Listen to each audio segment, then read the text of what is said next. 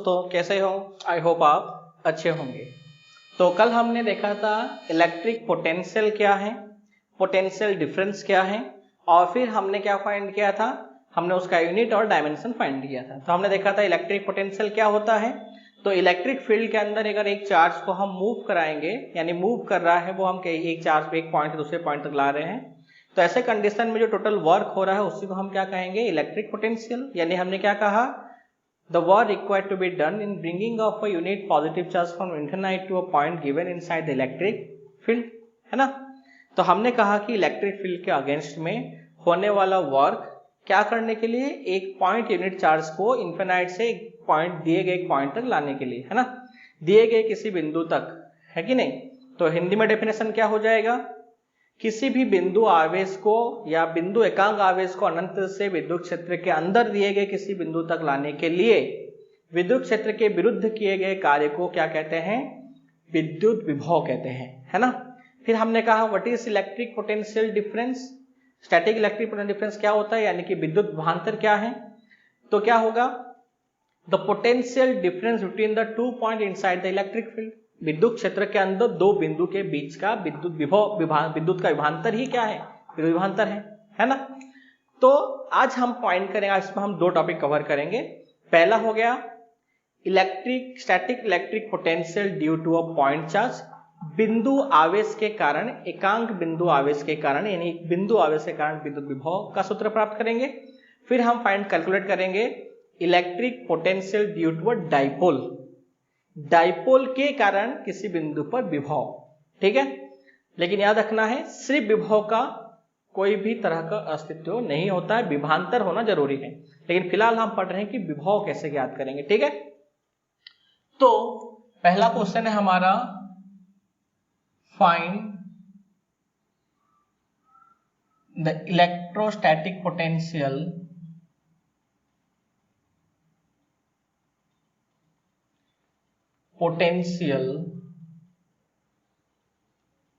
Due to a point charge, है ना। एक बिंदु आवेश के कारण क्या प्राप्त करना हमें, विभव। तो माना ये एक बिंदु आवेश है, पॉइंट चार्ज है Q, और हमें फाइंड करना है P पर पोटेंशियल फाइंड करना है। एक पॉइंट P है और इनके बीच का हम डिस्टेंस ले लेते हैं, कितना है, माना कि वेक्टर R है। तो क्या दिख रहा है हमें, तो हमें दिख रहा है as shown in the figure,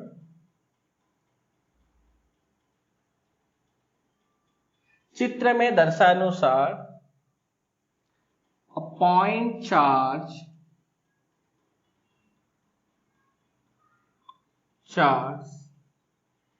Q is present, है ना। किसमें है, तो हम इसको ले लेते हैं कार्टेशियन कोऑर्डिनेट सिस्टम के ओरिजिन पर ले लेते हैं, है ना। ये हो गया x और ये हो गया हमारा y एक्सिस। तो present as shown in the figure, a point charge Q is present in Cartesian coordinate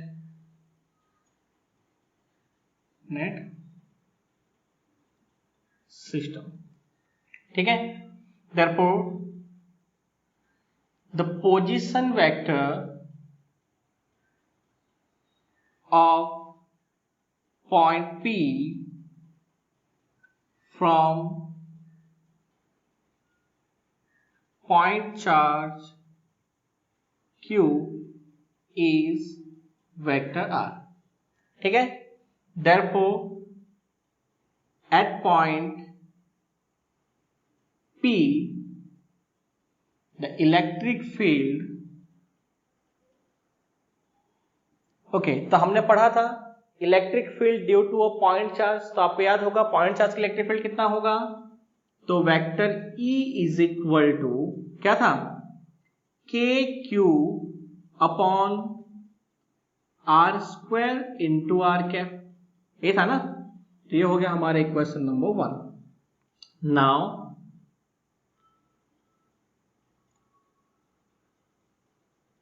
according to the definition of electrostatic potential, Vp, point P पर electric potential Vp is equal to कितना होगा, minus infinite to point P, है ना, vector E dot dr। तो कितना होगा, तो इसको मैं लिख सकता हूं minus infinite to point P, vector E की value KQ upon R square into R cap, और dr को मैं लिख सकता हूं dr इंटू आर कैप, क्योंकि सिंगल डायरेक्शन है तो मुझे यही डायरेक्शन मिल रहा है ना। तो हमें क्या मिला, तो ये डायरेक्शन एक ही है, तो हमें इलेक्ट्रिक फील्ड और dr की वैल्यू जो है वो सेम है, तो मैं लिख सकता हूं dr इंटू आर कैप। ठीक है, तो क्या होगा आंसर, तो हमें मिल रहा है Vp is equal to minus infinite to point P KQ upon are square into dr।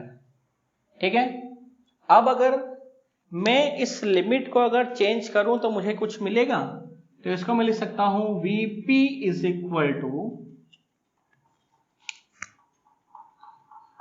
Equal to minus क्या हो जाएगा, P टू इन्फिनाइट होगा ना, कितना होगा, अगर मैं इसको अगर साइन चेंज करूंगा तो मैं इसको क्या लिख सकता हूं, P टू इन्फिनाइट। क्यों, क्योंकि हमें वर्क करना पड़ता है इलेक्ट्रिक फील्ड के अगेंस्ट में, तो उसको हम पोटेंशियल बोलते हैं, तो हम इलेक्ट्रिक फील्ड के अगेंस्ट में वर्क कर रहे हैं, तो KQ upon are square into dr is equal to कितना होगा, तो P to infinite is equal to minus KQ into, यही तो है ना। तो आंसर कितना हुआ,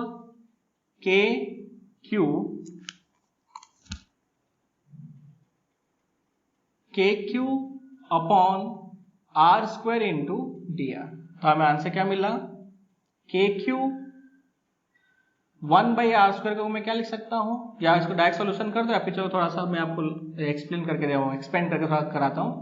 तो क्या होगा, P to infinite R to the power minus 2 into dr। अब पोजिशन P का जो डिस्टेंस वो कितना है, R, तो इसको मैं क्या लिख सकता हूं, KQ R to infinite minus 2 into dr। तो आंसर क्या मिलेगा, KQ R to the power minus 2 plus 1 upon minus 2 plus 1 R to infinite. तो आंसर क्या हो गया, KQ minus 1 upon R to infinite. तो आंसर क्या हो गया, upper limit minus lower limit, तो अपर लिमिट कितना है, minus 1 upon infinite minus minus plus 1 upon R। तो आंसर क्या मिल रहा है हमें, KQ अपॉन R। तो पॉइंट चार्ज के लिए इलेक्ट्रिक पोटेंशियल की हमें वैल्यू मिली, स्टैटिक इलेक्ट्रिक पोटेंशियल का हमें फॉर्मूला क्या डिराइव हुआ, Vp is equal to KQ upon R, या इसको मैं लिख सकता हूं Vp is equal to 1 upon 4 pi epsilon naught Q by R। ठीक है, अब देखो, अब याद रखना है इलेक्ट्रिक पोटेंशियल कैसी क्वांटिटी है, तो यहाँ पे हमें सिर्फ एक स्केलर क्वांटिटी मिल रहा है, और एक सिंगल स्केलर क्वांटिटी होने की वजह से एक बेनिफिट यहाँ पे है कि इसको सॉल्यूशन करना बहुत ही सिंपल है। अब देखो, ये जो इक्वेशन है, जो फॉर्मूला है, याद रखना है ये हर तरह के चार्ज, यानी कि अगर सपोज कि Q is equal to greater than 0 है, यानी कि कैसा है, पॉजिटिव है, तो भी उसके लिए फॉर्मूला करेक्ट है। ठीक है, ये पॉजिटिव चार्ज के लिए पॉजिटिव होगा, और अगर सपोज हमें ये मिलता है यानी नेगेटिव चार्ज है, तो उसके लिए भी फॉर्मूला करेक्ट है, खाली क्या होगा, जो Q की वैल्यू होगी, जो साइन होगा वो कैसा होगा, वो नेगेटिव साइन होगा, तो हमें Vp की वैल्यू कैसी होगी, नेगेटिव। यानी हमें क्या मिलेगा, अगर हमें मिलेगा Q पॉजिटिव है तो हमें कैसा मिलेगा, तो हमें मिलेगा Vp मिल जाएगा हमें ग्रेटर देन 0, और अगर ये है तो हमें क्या मिलेगा, Vp लेस देन 0 होगा।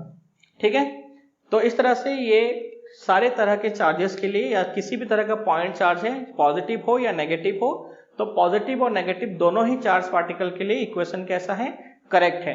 यानी हम दोनों जगह पे इसका यूज करके एप्लीकेशन करके हम क्या कर सकते हैं, सॉल्यूशन हम फाइंड कर सकते हैं। ठीक है, तो आपको ये पॉइंट चार्ज का जो इलेक्ट्रिक पोटेंशियल का डेरिवेशन है, आई होप आपको समझ में आ गया और टॉपिक समझ में आया।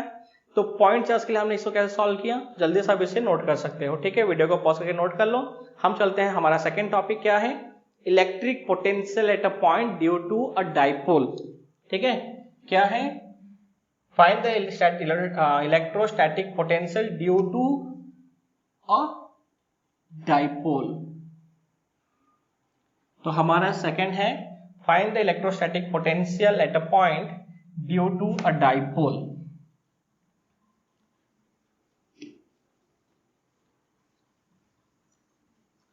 चलो जल्दी से नोट कर लो इसको, आराम से वीडियो को रोक के पॉज करके नोट कर सकते हो।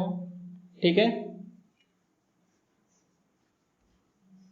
और डेरिवेशन आपको आना चाहिए, आपको ये एग्जाम में काफी हेल्प करता है बोर्ड के पेपर के अंदर। ठीक है, अगर आपको डेरिवेशन आ रहा है तो याद रखना है आप बहुत सारे सॉल्यूशन कर सकते हो और बहुत सारे सॉल्यूशन आप आसानी से क्वेश्चंस को न्यूमेरिकल प्रैक्टिस करके सॉल्व कर सकते हो। ठीक है, ओके, देखो तो सपोज करो कि 2 पॉइंट चार्ज पार्टिकल है, ये हो गया -q और ये हो गया +q, और हमने देखा था कि इनके बीच का जो डिस्टेंस है वो होता है कितना, तो वो हो जाएगा d, और ये सिस्टम कहलाएगा डाइपोल। ठीक है ना, तो इसको हम ले लेते हैं कार्टेशियन के अंदर, तो हमने इसको कार्टेशियन में ले लिया,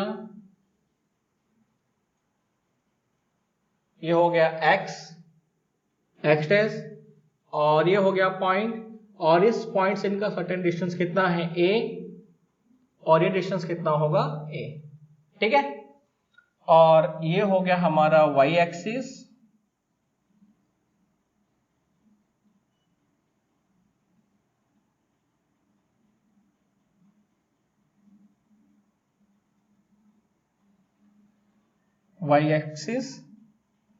और ये एक पॉइंट हो गया P, और इस पॉइंट P पर मुझे क्या फाइंड करना है, इलेक्ट्रिक पोटेंशियल फाइंड करना है due to -q and +q।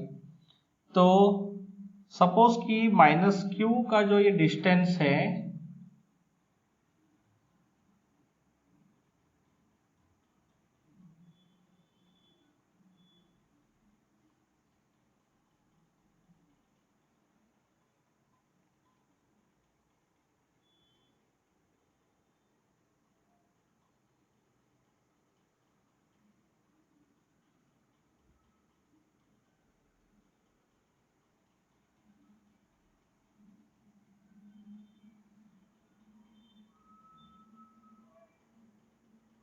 Suppose ये हो गया हमारा पॉइंट P। ठीक है, और पॉइंट P पर जो हमें डिस्टेंस मिल रहा है वो कैसा है, तो सपोज कि ये हो गया हमारा वेक्टर r1 और ये हो गया हमारा वेक्टर r2, और ये हो गया ओरिजिन से जो डिस्टेंस है ये हमारा है वेक्टर r। अब तुम्हें सिंपल सा पहले कार्टेशियन सॉल्यूशन हम करते हैं ना, वेक्टर क्वांटिटी, हम 2 वेक्टर्स को एडिशन फाइंड करते हैं। सपोज ये एक वेक्टर है वेक्टर a, ये सपोज एक वेक्टर है वेक्टर b, तो वेक्टर का एडिशन का मेथड क्या होता है, head of vector a mean to add 2 vectors we always use first vector head join with second vector tail and the resultant vector is always tail to tail and head to head. So vector r is equal to, we get here vector a plus vector b, है ना। अगर 2 सदिश है तो पहले सदिश का head, second सदिश का टेल तथा परिणामी सदिश का टेल टू टेल और हेड टू हेड, तो ये हमें आंसर कुछ ऐसा मिलेगा। अगर मैं वेक्टर b फाइंड करूंगा तो मुझे आंसर क्या मिलेगा, vector r minus vector a, है ना, क्लियर है। ठीक है, अब इसका सॉल्यूशन क्या होगा, अगर मैं मोड करूंगा तो वेक्टर r का होगा a square plus b square plus 2ab cos theta under root में, या इसको इधर ले आओ तो ये हो गया।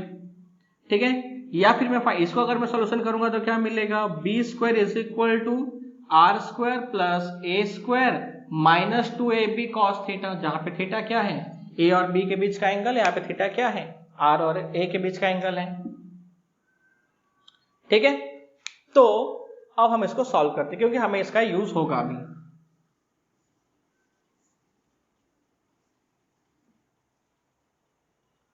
ओके, तो सबसे पहले तुम्हें क्या दिख रहा है, तो as shown in the figure a dipole is present on the x axis of cartesian coordinate system, यही दिख रहा है ना तुम्हें। तो हमें क्या दिख रहा है, तो हमें दिख रहा है as shown in the figure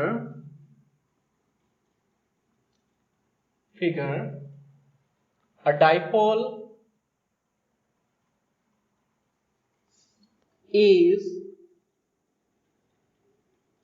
present on the x-axis of Cartesian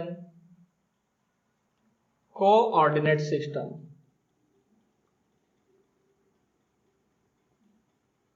यही है।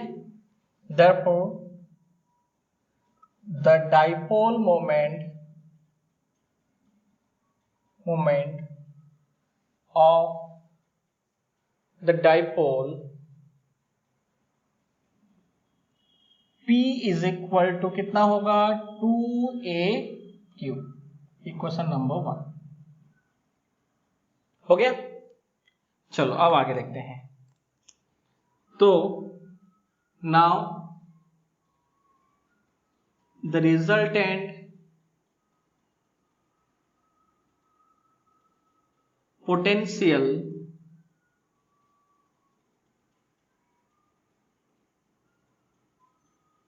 at point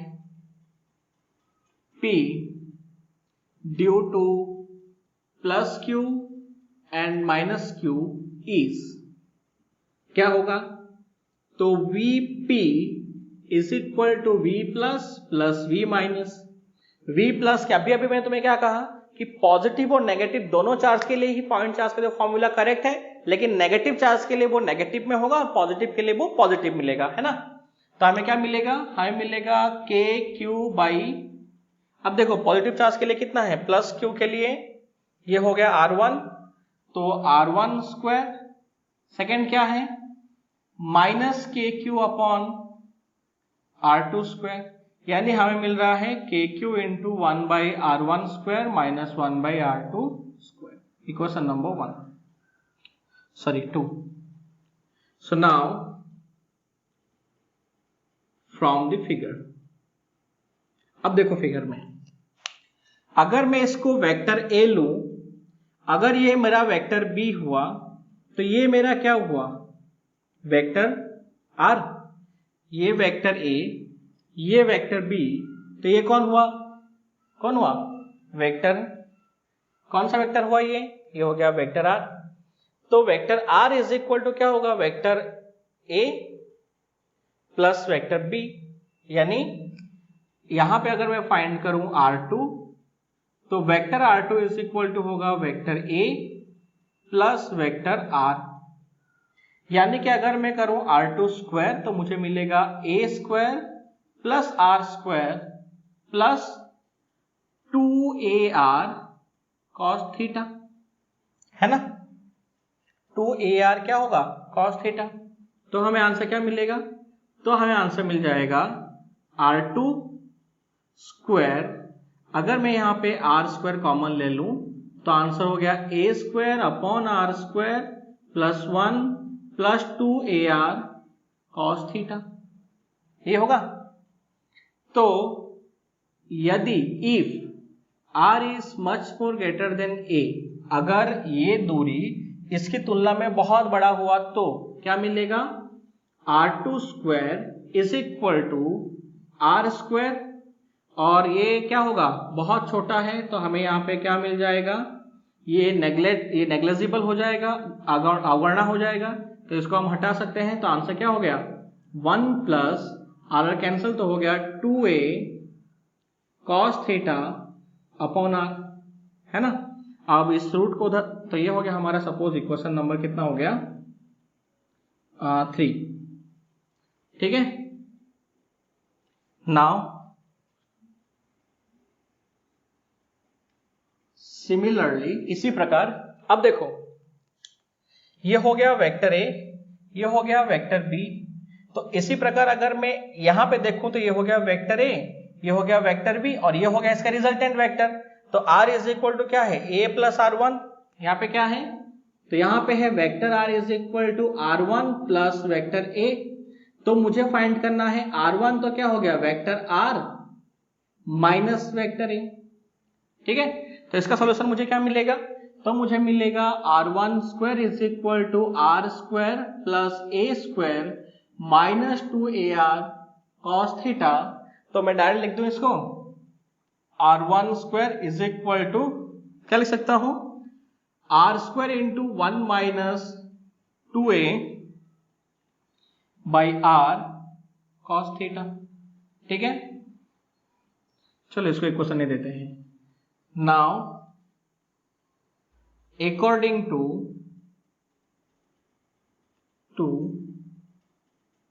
बाइनोमियल थ्योरम, अगर मैं यहां पे द्विपद समीकरण का, द्विपद प्रमेय का उपयोग करता हूं तो क्या होगा, 1 बाई r2 स्क्वायर या 1 by r2 is equal to, इस स्क्वायर को इस साइड लाऊंगा तो क्या होगा, रूट हो जाएगा। तो इसका आंसर क्या मिलेगा, 1 बाई r, ये हो गया 1 बाई r। और इसका पावर क्या होगा, इसका पावर हो जाएगा 1 plus 2a cos theta upon r power minus 1 by 2। और अगर बाइनोमियल थ्योरम से इसको मैं हल करता हूं तो मुझे मिलेगा r2 is equal to 1 by r, 1 minus a cos theta by r होगा ना। तो ये हो गया बाइनोमियल थ्योरम के अकॉर्डिंग। ठीक है, तो इसको मैं देता हूं equation number 3। Now 1 by r1 is equal to क्या होगा, तो 1 बाई r1 हो जाएगा 1 बाई r। नाउ सिमिलरली करके लिख देते हैं 1 बाई r, 1 माइनस, अब देखो यहां पे क्या है, पहले से माइनस है, तो मुझे क्या मिलेगा 1 plus a cos theta by r हो गया। ठीक है, तो ये हो गया हमारा इक्वेशन नंबर कितना, 4। तो bye substituting the values of equation 3 and equation 4 into equation 2 we get क्या मिलेगा, देखो तो Vp is equal to KQ 1 by R1 square. ठीक है, R1 स्क्वायर, सॉरी थोड़ा सा मिस्टेक है, ठीक है ना, के क्यू बाई आर था ना फॉर्मूला। तो क्या होगा 1 by r into 1 plus a cos theta by r minus कितना है 1 by r 1 minus a cos theta by r, ये है ना। तो अगर मैं ब्रैकेट ओपन कर दूं तो के क्यू 1 बाई आर, ये है k q 1 by r plus a cos theta upon are square minus 1 by r plus a cos theta by r square. तो 1 बाई आर कैंसिल, तो हमें आंसर क्या मिला, k q into a cos theta 2a cos theta by r square. और 2aq is equal to कितना है, 2aq is equal to p। तो हमें कितना मिल रहा है, vp is equal to kp cos theta upon are square. या इसको मैं लिख सकता हूं vp is equal to 1 upon 4 pi epsilon 0 p by r square cos theta, है ना। अब यहां पे देखो, अगर आप थोड़ा सा ध्यान दोगे तो हमें डाइपोल के लिए इलेक्ट्रिक फील्ड मिला था E proportional to 1 by r cube, है ना। और हमें यहाँ पे क्या मिल रहा है, पोटेंशियल मिल रहा है 1 अपॉन आर स्क्वायर प्रोपोर्शन में मिल रहा है। ठीक है, देखो Kp cos theta by r square, अगर थीटा अगर कांस्टेंट है पॉइंट P के लिए तो K और P कांस्टेंट होगा, तो हमें क्या मिल रहा है, V proportional to 1 by r square मिल रहा है। तो आपको डेरिवेशन समझ पाया। अब थीटा की वैल्यूज के लिए हमें P के अलग अलग मिलेगा। अगर सपोज करो कि पॉइंट P अगर एक्सिस पे है तो थीटा कितना हो गया 0, और जब थीटा 0 होगा तो हमें पोटेंशियल क्या होगा, तो हमें कुछ कंडीशंस मिल रहा है क्या कि थीटा अगर सपोज 0 है तो हमें क्या मिला, यानी कि if the point P is on the axis of dipole तो हमें Vp क्या होगा, मैक्सिमम मिलेगा, क्योंकि cos 0 की वैल्यू कितनी होगी 1। और सेकेंड एक कंडीशन मिलता है कितना, तो अगर Vp का थीटा कितना है π/2 यानी कि 90, तो मुझे Vp कितना मिलेगा 0, क्योंकि cos 90 की वैल्यू 0 है। यानी अगर पॉइंट P यहाँ पे आएगा तो होगा 0 और यहाँ आएगा तो पोटेंशियल क्या होगा, मैक्सिमम होगा, है ना। तो आपको समझ में आ गया। अगर वो प्लस में आ रहा है मतलब पॉइंट P जो है वो पॉजिटिव चार्ज के पास है, अगर माइनस में आ रहा है तो पॉइंट P जो है वो नेगेटिव, यानी कि अगर 0 है तो वो Vp पॉजिटिव में है, और अगर पाई है 180 है तो वो Vp नेगेटिव में आएगा, यानी कि इस साइड आएगा। ठीक है, तो ये हो गया electric potential due to a point charge. याद रखना है इलेक्ट्रिक पोटेंशियल सुपरपोजिशन प्रिंसिपल के लिए भी ओवे है, यानी उसके लिए भी वो मान्य है। तो अब इसका सॉल्यूशन सेम टू सेम जैसे हमने इलेक्ट्रिक फील्ड के लिए फाइंड किया था और फिर हमने फोर्स फाइंड किया, तुम सिमिलरली सॉल्यूशन करके इसका वैल्यू फाइंड कर सकते हो। तो हमने टोटल क्या देखा, हमने देखा इलेक्ट्रिक पोटेंशियल क्या होता है, फिर हमने देखा पोटेंशियल डिफरेंस क्या होगा, उसका डेफिनेशन, उसका सॉल्यूशन, फिर उसका यूनिट, डायमेंशन, और फिर हमने देखा पॉइंट चार्ज के लिए पोटेंशियल क्या होगा, और फिर हमने देखा कि डाइपोल के लिए पोटेंशियल कितना होगा। तो आपको ये डेरिवेशन समझ में आ गया होगा आई होप। तो आप जल्दी से इसे नोट कर सकते हो। अगर आपको बायनोमियल थ्योरम में प्रॉब्लम होगा इस पार्ट में तो आप मुझे मेरे कमेंट सेक्शन में आप मुझे क्वेश्चन पूछ सकते हो, या फिर तो आप मुझे इंस्टाग्राम पे भी मैसेज कर सकते हो। इसके अलावा चैप्टर नंबर 1 के चैप्टर्स के पूरे क्वेश्चंस जो है न्यूमेरिकल प्रैक्टिस क्वेश्चन जो है वो मैं ऑलरेडी डाल चुका हूं। तो आज के इस वीडियो में मैं लिंक दे दूंगा आपको, आप वहां पे डायरेक्ट जाके क्या कर सकते हो, पीडीएफ डाउनलोड कर सकते हो। इंग्लिश में है और हिंदी मीडियम के लिए भी मैं डालने की कोशिश कर रहा हूं, और नोट्स प्रिपेयर हो जाएंगे तो आपको नोट्स जो है वो जून के फर्स्ट वीक तक नोट्स कंप्लीटली मिल जाएगा। हैंड रिटन नोट्स है पूरा, जो आपको बहुत हेल्प करेगा आपके एग्जाम में। चैप्टर वाइज मिलेगा आपको, चैप्टर 1, चैप्टर 2, चैप्टर 3। तो आप मेरे चैनल को सब्सक्राइब करो और इन सबका बेनिफिट लेते रहो। Thank you very much. और भूलना नहीं, फिलहाल घर पे ही रहना है। आप ऑब्जर्व कर सकते हो कल के डेटा को। Thank you very much.